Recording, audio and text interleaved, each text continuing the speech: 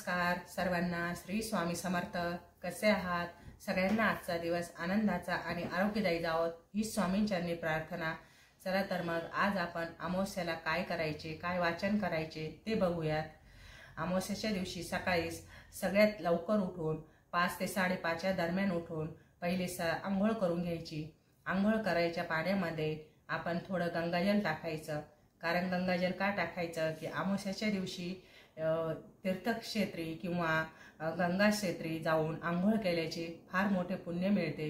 पण आपलं तिथं जाणं शक्य होत नाही. मग त्यामुळं आपण घरातच गंगाजल टाकून आंघोळ करू शकतो आणि त्याचं पण पुण्य आपल्याला मिळतं. आंघोळ झाल्यानंतर सगळ्यात पहिले घरातील जाळं जळमटं सगळे काढून टाका.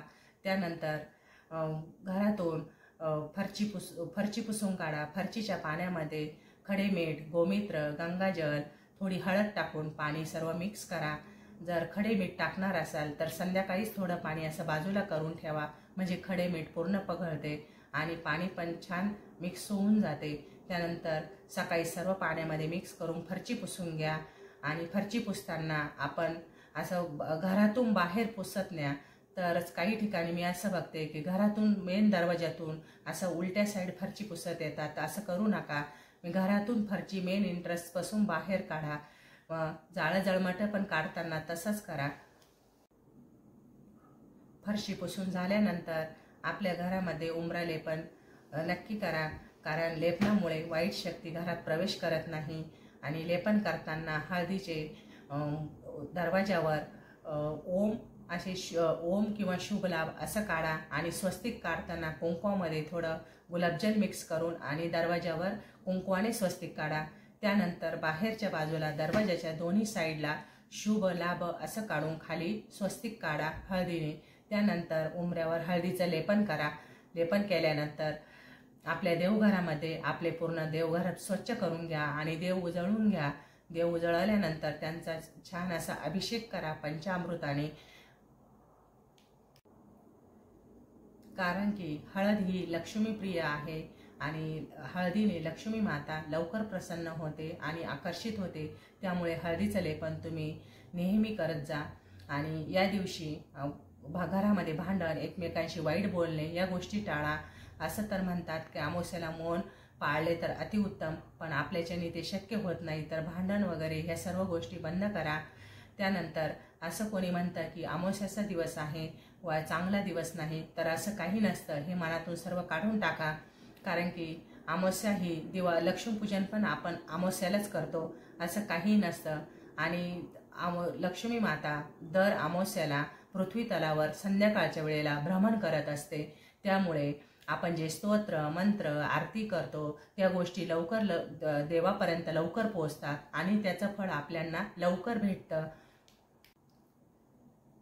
या दिवशी घरामध्ये श्रीयंत्र, कुबेरयंत्र ज्यांच्या घरी आहेत त्यांनी कुंकुमार्चन नक्कीच करा.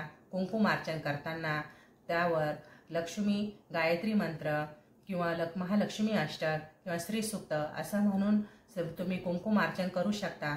जर तुम्हाला यातलं काहीच येत नाही तर तुम्ही सरळ महालक्ष्मी देव्याय नमः हा सोपा मंत्र म्हणून पण कुंकुमार्चन करू शकता. जर ज्यांच्याकडे कुलदेवीचा श्रीयंत्र नाही आहे तर कुलदेवीचा टाक किंवा सुपारीवर पण तुम्ही कुंकुमार्चन करू शकता.